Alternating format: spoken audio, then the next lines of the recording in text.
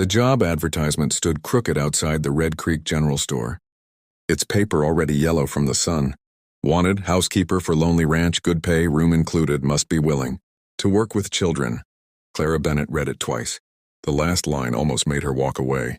By sunset, Clara was riding in a wagon beside a silent cowboy named Samuel Hart. He spoke only once during the journey. Don't promise the boys anything. Clara glanced at him. Why? Samuel looked toward the dark hills ahead. Because they've already lost enough. The Hart Ranch appeared after another mile. It was larger than Clara expected, but strangely quiet. 9 boys stood near the barn, watching her arrive. The oldest looked about 17.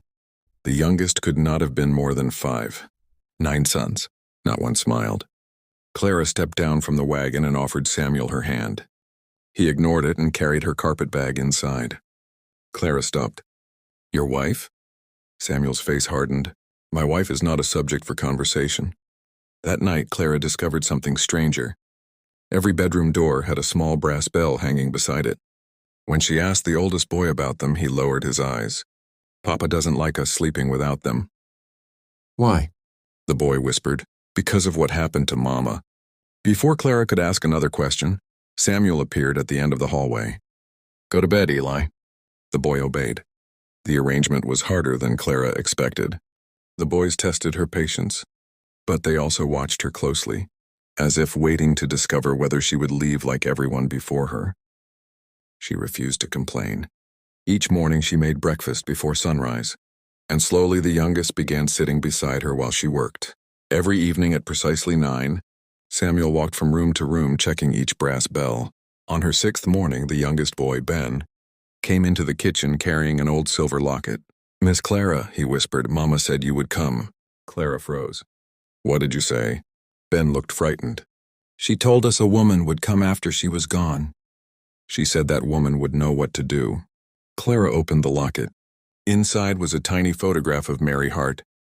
Behind it was a folded piece of paper. Clara read the first line. If Clara Bennett ever comes to this ranch, Samuel must tell her the truth. Her hands began to shake. She had never met Mary Hart. At least, she thought she hadn't. That evening, Clara confronted Samuel in the barn. Why did your wife know my name? Samuel stared at the locket for a long time. Because Mary worked in your father's boarding house before she married me. Clara's breath caught. Samuel finally told her what had happened 5 years earlier. Mary had discovered that a wealthy landowner named Gideon Vale was using false claims to steal ranches from poor families.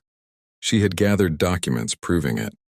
Before she could take them to the county judge, a fire destroyed the Hart barn. Mary died trying to save the youngest children. Samuel survived, but he carried a terrible secret.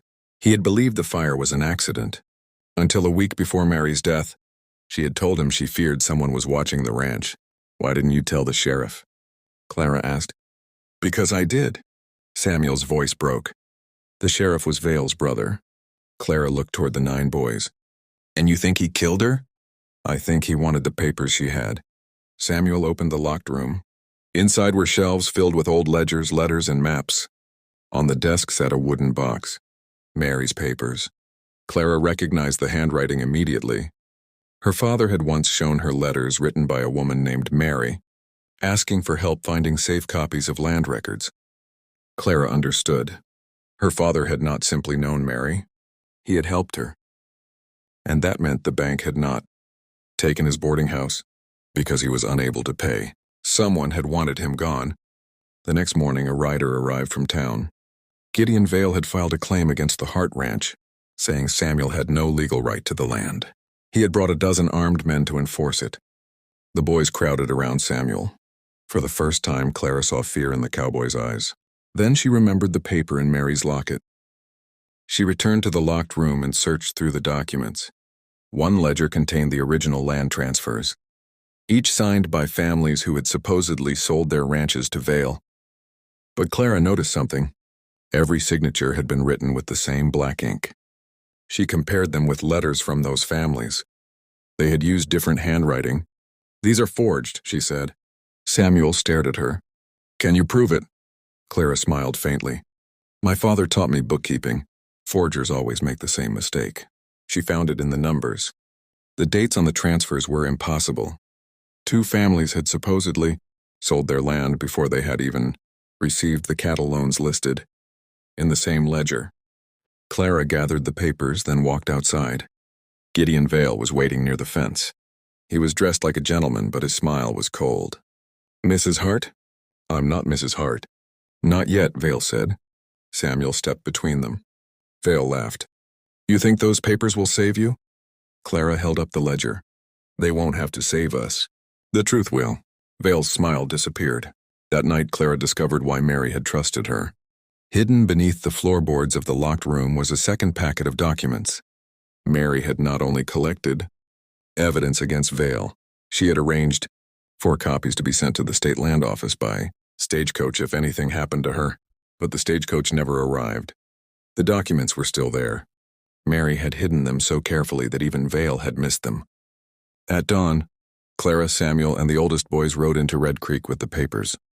The sheriff tried to stop them, but the town had changed. Families who had lost their land began stepping out of their houses. One old farmer carried a letter with Vale's forged signature. Another brought a deed. Then another. Within an hour, the street was filled with people. Gideon Vale arrived furious, but he could not threaten everyone at once. The county judge read the documents in silence. Then he looked at Vale. "These transfers are fraudulent." Vale tried to run. Samuel caught his horse's reins.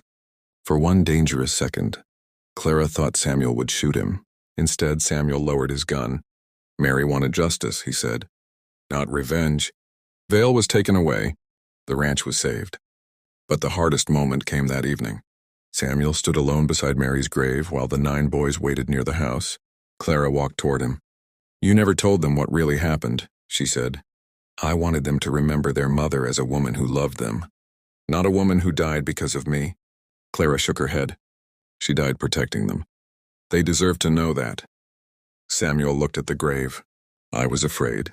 So was she." For the first time since Clara had arrived, Samuel smiled. The boys came forward one by one. Eli placed Mary's locket on the grave. Then Ben whispered, "Mama said we would be a family again." Samuel looked at Clara. She understood what the boy meant.